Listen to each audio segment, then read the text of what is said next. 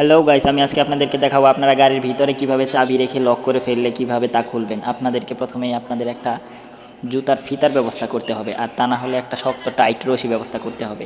তো এটাকে আমি জুতার ফিতা দিয়ে দেখাচ্ছি। তো দেখেন, তো ফিতাটা খুব ভালোভাবে টাইট করে এরকমভাবে গোল করে একটু টাইট করে গিট্টু দিয়ে নেবেন।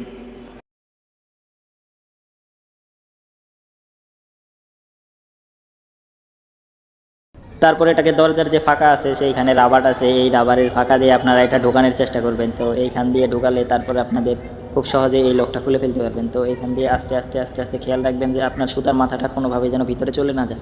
তো লকের মাথায় এইভাবে টান রেখে শক্ত করে ধরে হালকা করে একটু প্রেশার দিবেন, দেখবেন লকটা আস্তে করে খুলে গেছে।